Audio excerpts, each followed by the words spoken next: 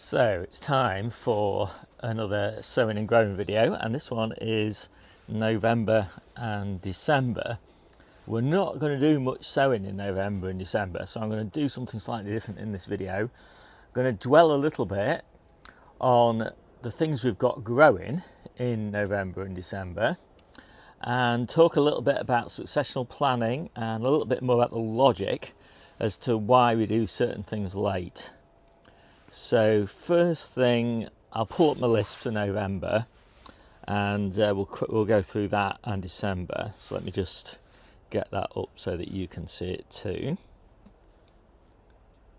And we'll kind of fly through this list. So first thing on the list are, if you've got red onion sets, November is really the best time to put those out, not October. If you've already put them out in October, don't worry about it too much, but there's less chance of them going to seed if you plant them just that little bit later. You can still do, there's just enough time to do carrots that'll overwinter for a harvest in May. I've got mine down here. They've just started to germinate, so I did mine back in the end of October. The reason that we do them now is because otherwise we're short of carrots in that period, sort of middle of May to middle of June. You can start your carrots in sort of March, get them in June. You can store your carrots over winter. I do mine in the ground and keep them going until sort of May, early May, middle of May time. But really, middle of May to middle of June is a bit tricky. So this is the way to do it. Start them late and harvest them early. Next up, really, it's coming to the end, November. Wouldn't want to go beyond the end of November for putting your garlic out. I've got most of mine out. Next up, lettuces. I'm always doing lettuces because I've got grow lights. You can pretty much start lettuces at any time of year. And if you've got somewhere to protect them, you can keep them, you can plant them out pretty much at any time of year as well. And the benefit I find of doing them late like this is it lets you fill space that's opening up in your beds. For example, I will be taking all the tops off all my carrots that are in the ground and planting lettuces in the rows in between those carrots, and they're the lettuces we'll be harvesting in spring. And that means I can put my favourite spring varieties in. Now I've got loads of lettuce, you can see them all down here, and I've got them outside as well. But it's amazing how much lettuce you need, because if you take, say, this bed here that I'm just looking at in the polytunnel, it's all lettuce down here, but I've got to take 8 picks off this bed over winter from the middle of December to the middle of February, when this lettuce isn't growing, and you just can't take 8 picks off something that's not growing. So you end up with 3 or 4 weeks when you really nothing's growing, you've taken all your picks off. So what do? So you've got to have lettuces that you've kind of grown to harvest the whole plant. So that's why I've got all these in these hanging baskets. These will be nice big lettuce heads by then. I can take the whole plants out. Some of these lettuces I'll take the whole plants out as well, because as I say, there's just not enough growth, so you've got to take the whole plants. And that works okay, provided you've got a lot of lettuce beds, and I've got a lot of lettuce beds. So given the amount of lettuce that we harvest every week, which is enough for about 10 people who are eating a salad pretty much every day, then that's the way we do it. The other thing you can do at this time of year is spinach for spring. So we've still got loads of spinach outside in the beds that we're harvesting right now, but that spinach, after having been harvested every week all the way through winter and into sort of early spring, by the time it's getting to the middle of spring, it's pretty much exhausted. It's nice to have new fresh plants that, again, I've put in between my carrots, for example, and by the time all those carrots are sort of taken out, that spinach is kind of lush and growing really strongly. So I had to do that, and there's 2 varieties I had to do, Responder and Rubino. The Rubino has been particularly good this year. I've been very pleased with it. and my final succession this year of the broad beans. So I've got broad beans outside, they've just germinated, that'll come into this polytunnel. First succession broad beans that are outside, that'll stay outside. Second succession. Third succession will go in, as I say, sometime in November, sort of middle of November sort of time. Tiny little plants they'll be over winter, and I'll do another succession in February.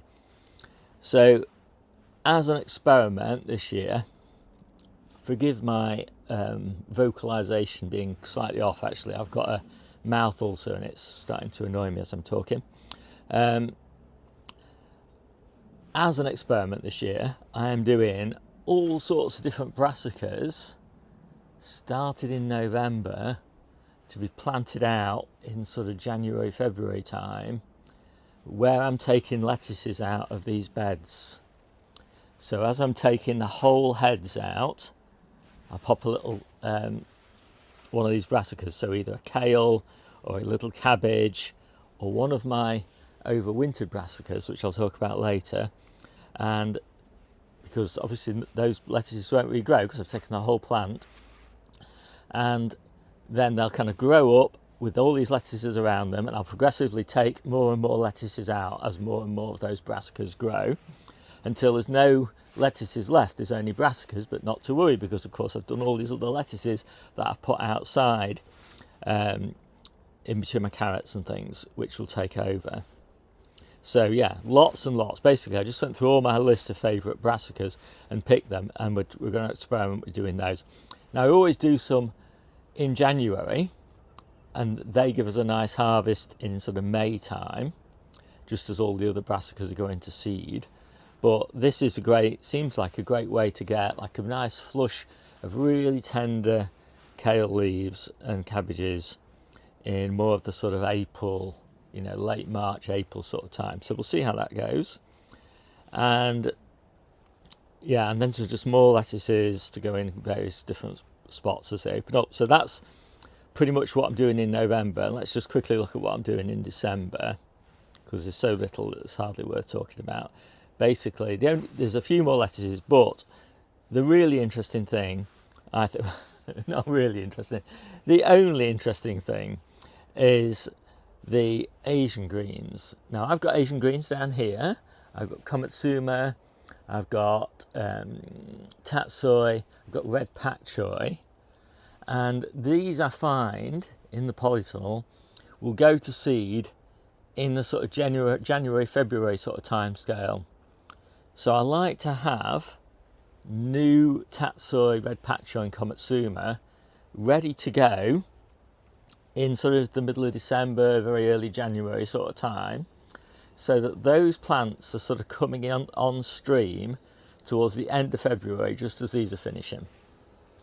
So I like to have pretty much continuity of everything that I grow, so that's the way I'm doing it. Now, let's have a look at these, which are the overwintered stuff. Now I've just potted all these on, so let me see if I can find the details of those for you.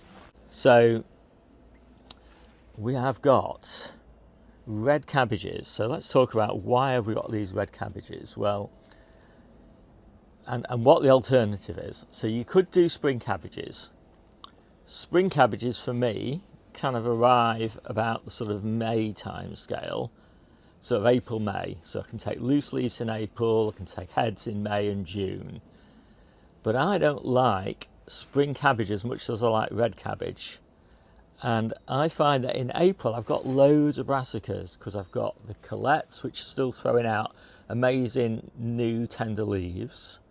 And I've got the early kales that I do in January. I've got Brussels sprout leaves. So I've got a lot of stuff in that time, so I don't really need spring cabbages, so I haven't grown any. But red cabbages we really love, and it's hard to get red cabbages early enough. They tend to come about August time, so I really want them June, July time. And in order to get them June, July time, I start them in September. I've just potted them on now. I'm putting half in the greenhouse, half in here, and I'll plant them out sort of February time. So towards the end of February. So why do I do that? Well, I've got so much growing towards the end of February. As everything starts regrowing rapidly, I really don't need as much spinach as I've got, as much lettuce as I've got. And so I need, and things like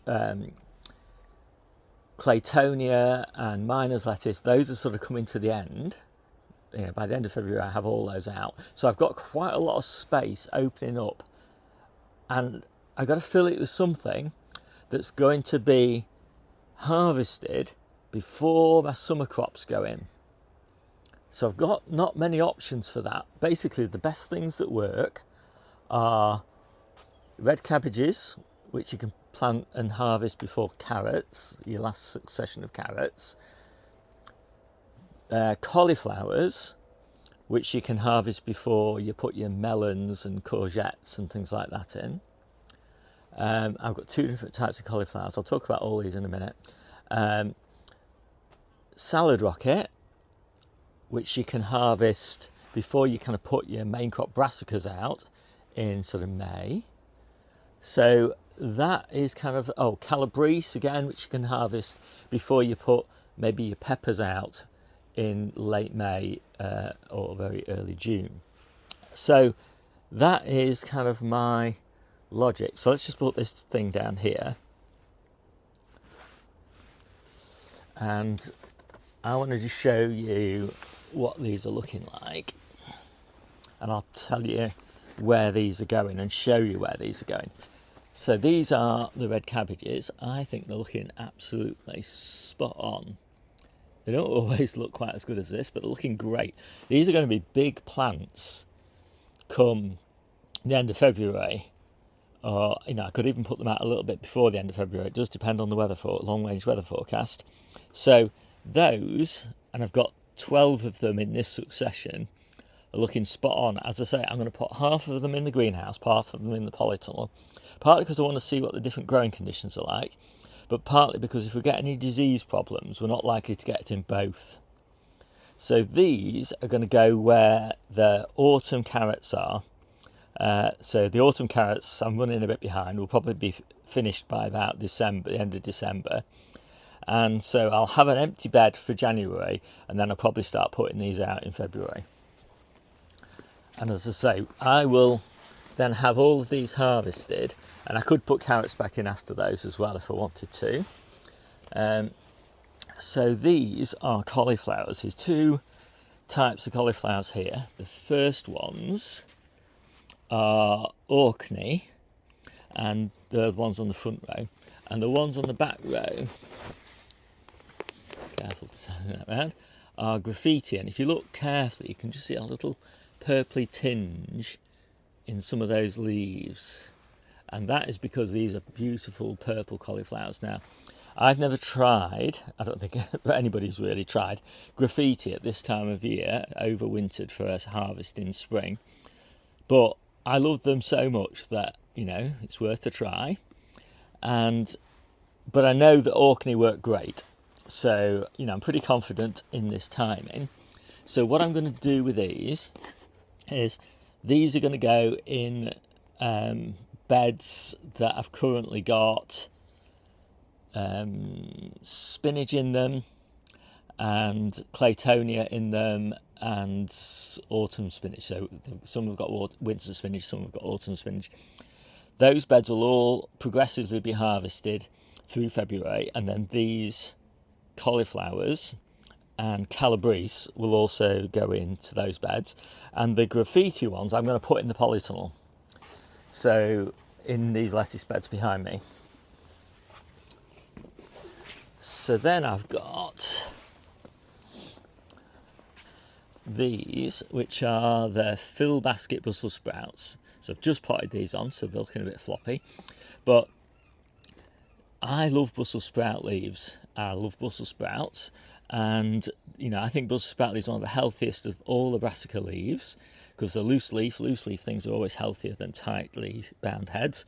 They're incredibly prolific, and I found that fill basket, unique amongst all the varieties of Brussels sprouts that I've tried, they don't go to seed on me, or at least not very many of them, maybe only out of say 20 plants, only 2 or 3 will go to seed. So these will give me leaves in May and June, and then I take the sprout tops off them, so I eat the sprout tops, so that's sprout tops in early July. And then as soon as taking the sprout tops off, it'll stimulate the production of sprouts on the stem, so you get lovely Brussels sprouts in July. And then you take the plants out in August and replant. So I've replanted mine this year with early salad onions, which are the ones we're eating now. So yeah, that is fantastic, and I've got a couple of successions of those. And then, just forgive me while I kind of try and get past you.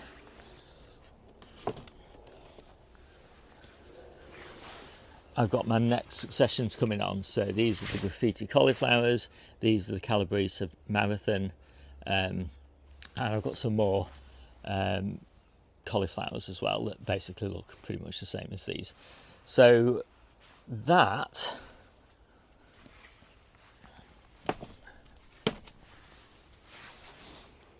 is most of what I've got growing in November and December.